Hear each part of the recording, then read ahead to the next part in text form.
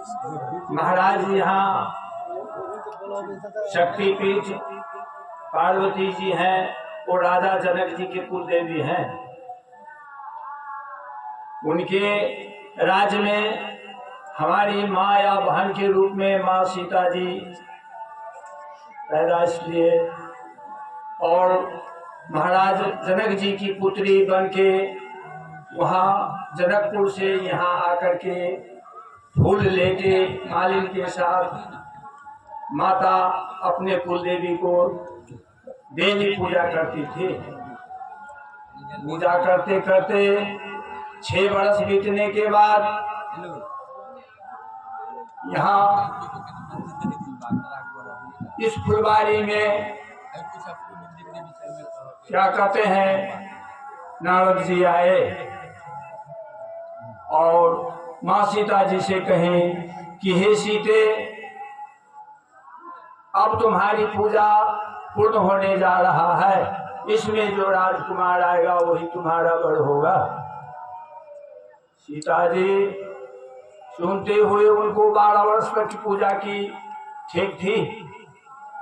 6 वर्ष 12 वर्ष पूरा होने में सीता जी की जो आत्मा थी वो माँ अपने शक्तिपीठ के ही नजदीक थे और नारद जी का वचन भूल गई थे।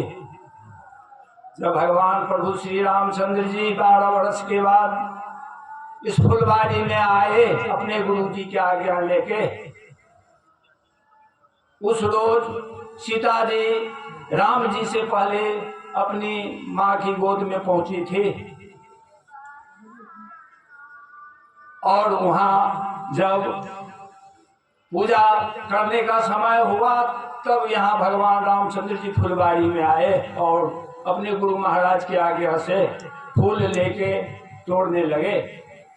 उस टाइम सीता जी ने अपने कुल देवी को पूजा करते हुए शुरू की तो मूर्ति से ही आवाज निकला कि सुनु से सता शीस हमारी, पूजा ही मन कामना तुम्हारी, नारद वचन सदा श्री साचा, सुवर्ण ले जाए मन राजा।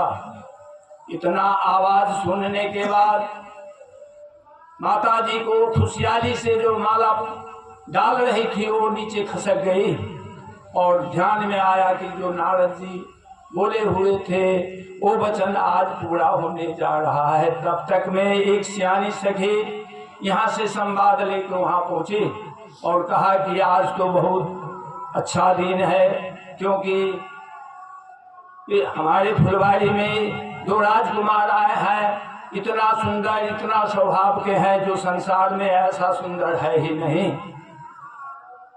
सीता माता ने अपने मन में विचार लिया कि आज सत्य है, क्योंकि मूर्ति से आवाज सुनने के बाद तो किसी भी जीव को, या अभी तो ऐसा समय हो गया है कि स्वप्न में भी भगवान का दर्शन हो जाए तो हम लोग समझ लेते हैं कि भगवान मुझे प्राप्त हो गया।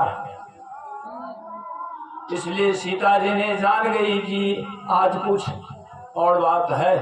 वहां से सखी लोग आए तो इस फुलवारी में बहुत बातचीत हुई और सीता जी और राम जी का चश्म फूल के आड़ से अपने दोनों में मिल चुका। फिर भगवान यहाँ से फूल लेके अपने गुरु महाराज के पास पहुंचे और सीता जी ने अपनी पूजा समाप्त की थी तो अपने घर आश्रम को चल दिए। फिर जाके जनकपुर में स्वयंवर की रचना हुई। अब इससे जाता हूँ तो मैं, बहुत बात है इसमें, लेकिन कहने का मतलब है जो मुझे आया, मैंने इस फुलवारी के अंदर, मैं अपने समाजों के अंदर अपने भाइयों के साथ इतना वातावरण की